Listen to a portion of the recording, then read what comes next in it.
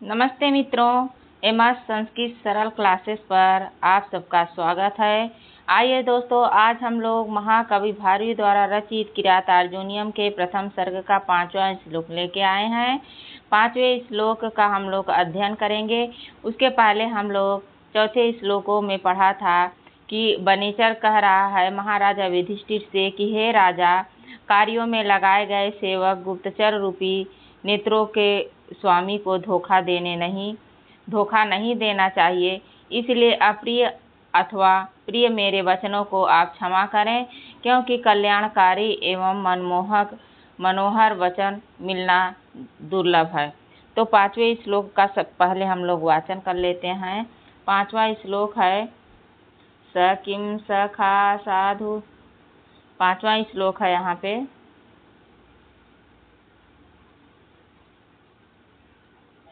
आइए 5वें श्लोक का हम लोग अध्ययन कर लेते हैं। 5वां श्लोक है स किम सखा साधु न शास्ति योधिपम हितान्नयः संश्रुते न किम प्रभु सदानुकूले से ही कुर्वते रतिं निपेष्वमातेषु च सर्वसम्पते।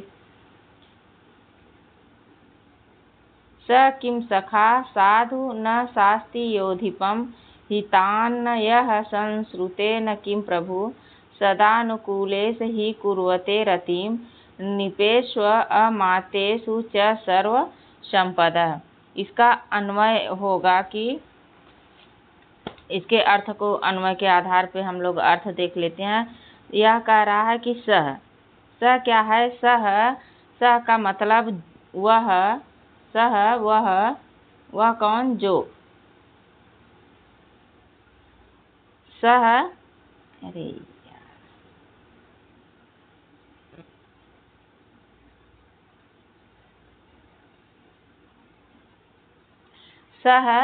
वह किम सखा, कैसा सखा है? वह कैसा सखा है? साधु न शास्ति, जो वह कैसा सखा है जो कि सही बातों को नहीं कहता, या सही बातों को नहीं बताता। वह किम सखा, कैसा सखा है?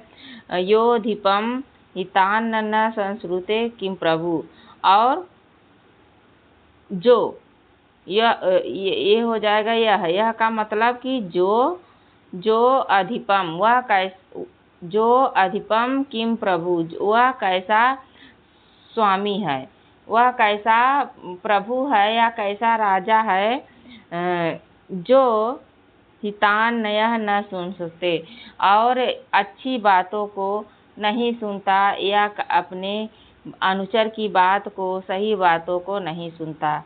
कहने का तात्पर्य है कि जो राजा उचित परामर्श नहीं देता, जो राजा को उचित परामर्श नहीं देता, सही बातें नहीं बताता, वह कैसा स्वामी, वह कैसा हितैषी है, वह कैसा मित्र है। और जो अपने हितैषी की, अपने मित्र की बातों को नहीं सुनता, अच्छी बातों को नहीं सुनता, वह कैसा प्रभु है, वह कैसा राजा है। यहाँ कह रहा है सदानुकूलेश ही कुर्वते रतिम, हमेशा, सदा मतलब हमेशा क्या करती हैं? अनुकूल रहने पर ही, मंत्रियों और निपेष्व अमात्येश यानी राजाओं के और मंत्रियों के आपस के परस्पर अनुकूल रहने पर ही सारी संपत्तियां क्या करती हैं? रतिम मतलब टिकती हैं, अनुरक्त करती हैं, बचती हैं।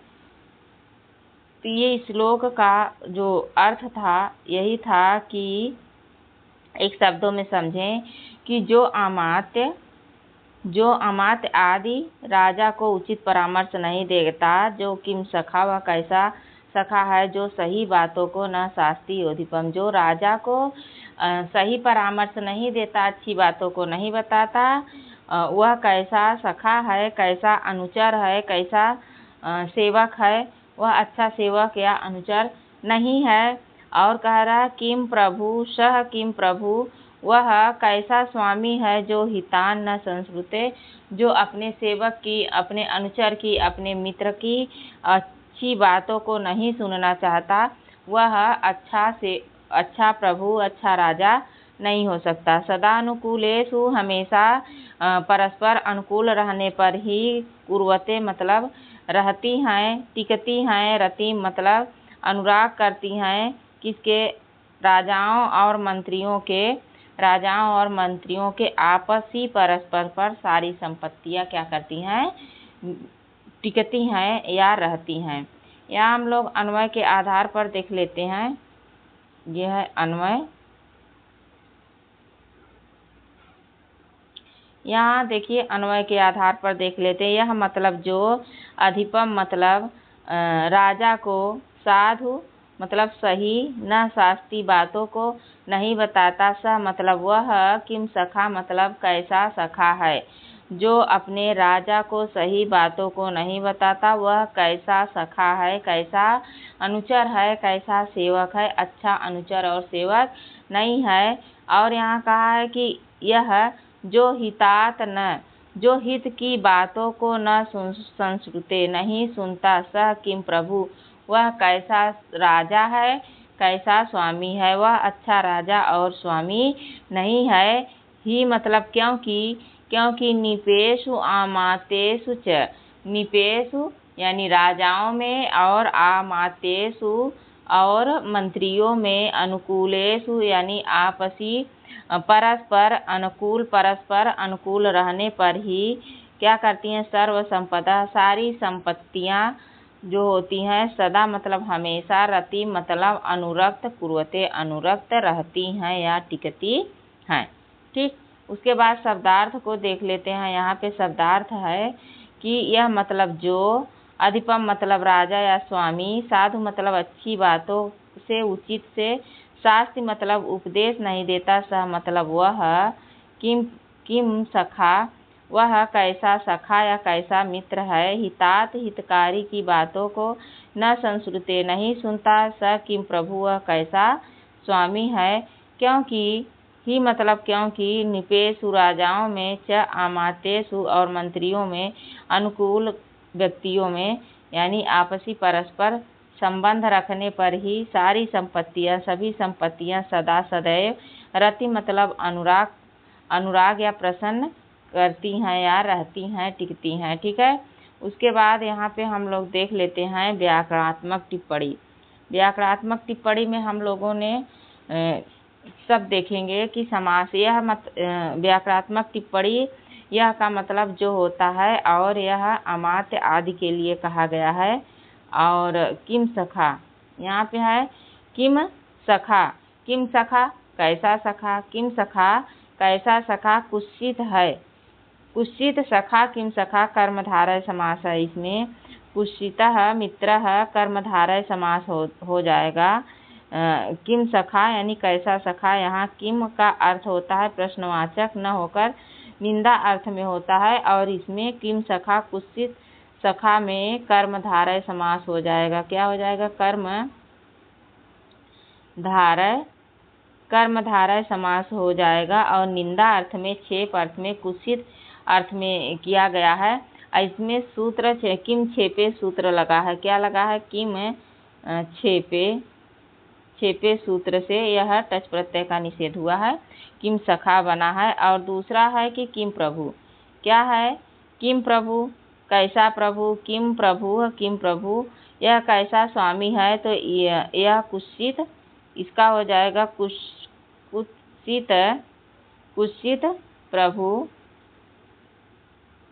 कुत्सित प्रभु यानी बुरा स्वामी। तो इसमें भी कर्मधारय समास हो जाएगा। कौन सा? कर्मधारय समास हो जाएगा दोस्तों। और वह दुष्ट स्वामी है, कुत्सित प्रभु दुष्ट स्वामी या खराब स्वामी, तो इसमें भी कर्मधारय समास हो जाएगा। उसके बाद है कि योधिपम, तीसरा क्या है? योधिपम अधिपम, तो यह स्वामी को या द्वितीय एक वचन का रूप है। इसमें यह अधिपम योधिपम, यह विसर्ग संधि हुआ है, यह विसर्ग संधि हुआ है, और इसमें द्वितीय एक वचन का रूप है। क्या है? द्वितीय एक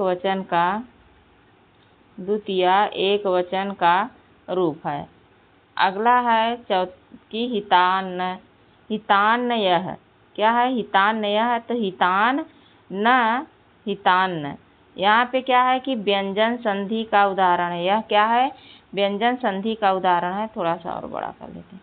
व्यंजन संधि का यह उदाहरण है हितान नयः। हितान तो यह हितकारक व्यक्ति से, यहाँ पे ध धातु लगा है। धातु कौन सी है? धा धातु है और भाव अर्थ में अक्त प्रत्यय लगा है। क्या? भाव अर्थ में अक्त प्रत्यय लगकर हित बना है और यह नपुंसक लिंग का शब्द है। तो नपुंसक लिंग का शब्द पंचमी विभक्ति का बन गया है। उसके बाद निपेशु। निपेशु मतलब राजाओं के। निपेशु का अर्थ होगा कि राजाओं के इसमें निपेशु में सप्तमी, निपेशु आमातेषु, अच्छा निपेशु आमातेषु दोनों है तो ये हो जाएगा निपेशु मतलब राजाओं में और आमातेषु मतलब मंत्रियों में। क्या है? मंत्रियों में। राजाओं में और मंत्रियों में क्या होता है कि आपसी संबंध होता है। तो यहाँ यण संधि हो गई है। निपेशु मातेषु, निपेशु माते राजाओं में और मंत्रियों में दोनों मिला के निपेशु मातेषु बन गया है। तो इसमें सप्तमी विभक्ति बहुवचन का रूप है। क्या है? सप्तमी यानी सप्तमी बहुवचन का रूप है। अगला है आमातेषु। अच्छा अलग से भी दिया है। आमातेषु राजाओं के आमात्य प्लस सु, आमात्य शब्द में सप्तमी बहुवचन का रूप है। कुर्वते मतलब करती हैं। कुर्वते मतलब करती है। यह डुक्रिय धातु आत्मनेपदी प्रथम पुरुष बहुवचन का रूप बना है। इसमें कौन सी धातु है? डुक्रिय धातु है। क्या? डुक्रिय धातु है और इसमें आत्मनेपदी का रूप है। क्या है यह? आत्मनेपदी का रूप है और प्रथमा यानी पी बहुवचन का रूप है। प्रथम पुरुष बहुवचन का रूप है। उसके बाद अगला देख लेते हैं। अगला क्या है हम लोगों का? सर्वसंपदा। यहाँ दिया भी है अगले स्लाइड में कि यह धातु क्री धातु लट लकार आत्मनेपदी प्रथम पुरुष बहुवचन का रूप और इसका अर्थ होगा कि कुर्वते का मतलब करते हैं। सर्वसंपदा। सर्व प्लस संपदा। यहाँ संपदा स्त्रीलिंग प्रथमा बहुवचन का रूप है। सर्वसंपदा रूप। तो सर्वसंपदा का जो अर्थ होगा वह क्या होगा कि सारी संपत्तियाँ। संपदा संपूर्ण संपत्तियाँ और सम पद में यह सम जो है वह पद है। पद में किप प्रत्यय लगा है। किप प्रत्यय लग के बना है सर्वसंपदा। यह प्रथमा विभक्ति बहुवचन का रूप है। यहाँ किरात अर्जुनियम प्रथम सर्ग के 5वें श्लोक में आने वाला प्रमुख समास परीक्षा की दृष्टि से है। इसे भी देख लेते हैं कि समास क्या है। यहाँ पे समास अति महत्वपूर्ण किम सखा, इसका विग्रह हो कह सखा या किम सखा। यहाँ कर्मधारय समास है और यह प्रश्न निंदा के अर्थ में प्रयोग किया गया है। प्रश्न के अर्थ में नहीं है पर निंदा के अर्थ में है। यह है किम प्रभु। किम प्रभु है तो यह कह प्रभु या किम प्रभु, इसमें भी कर्मधारय समास है। इसका अर्थ होगा कैसा स्वामी। ठीक है।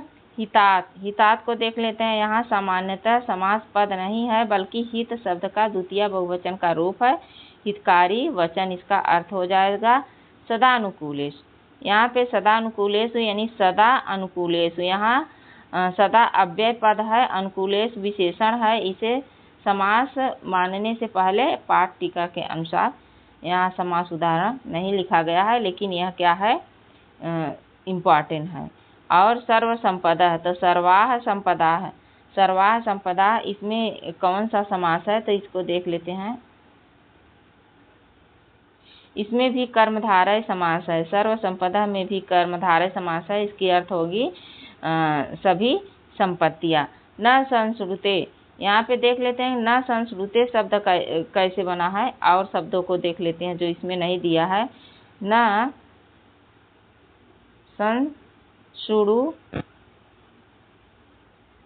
संश्रुते शब्द कैसे बना है तो यह नहीं सुनता। तो सम उपसर्ग से सम उपसर्ग लगा है और इसमें श्रु धातु है। श्रु धातु आत्मने प्रति लट लकार का रूप है। क्या? लट लकार प्रथम पुरुष एक वचन का, P1 एक वचन का रूप है।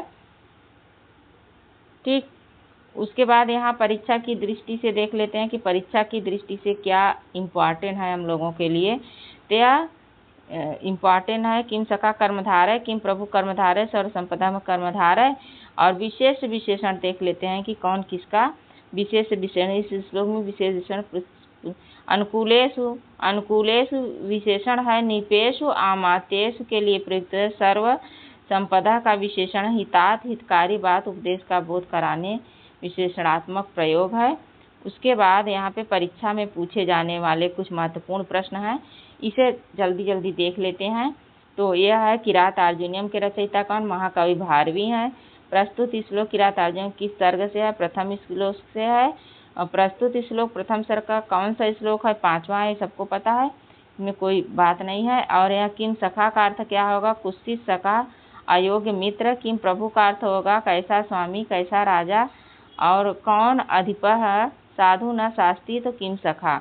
कौन अधिपम साधु न शास्ति, किम सखा। शास्ति पद में किस धातु से बना है? शास्ति पद किस धातु से बना है, इसे देख लेते हैं। तो शास्ति पद जो होता है वह सास धातु से बना है। सास धातु से बना है। शास्ति में कौन सा लकार है? तो लट लकार है।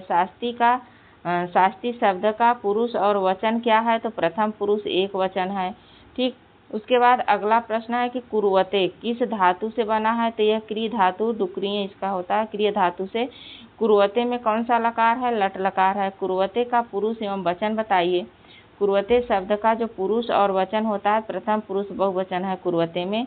योधिपम में कौन सी संधि है? तो विसर्ग संधि है। यह धन अधिपम हो जाएगा योधिपम। योधिपम का संधि विच्छेद कीजिए। यह धन अधिपम योधिपम। हितान का संधि विच्छेद कीजिए। हितान प्लस न हितान बन जाएगा। यहाँ पे निपेशु आमातेशु का संधि विच्छेद क्या होगा? निपेशु प्लस आमातेशु, निपेशु आमातेशु बन जाएगा। अगला प्रश्न है कि निपेश में कौन सी विभक्ति है? तो सप्तमी विभक्ति बहुवचन है। आमातेशु में कौन सी विभक्ति है? तो सप्तमी विभक्ति बहुवचन इसमें भी है। योधिपम में कौन सी विभक्ति है? योधिपम में कौन सी विभक्ति है? तो द्वितीय विभक्ति एक वचन है। रति में कौन सी विभक्ति है? तो द्वितीय विभक्ति एक वचन है। सर्वसंपदा में कौन सी विभक्ति है? सर्वसंपदा शब्द में कौन सी विभक्ति और वचन है? प्रथमा विभक्ति बहुवचन है।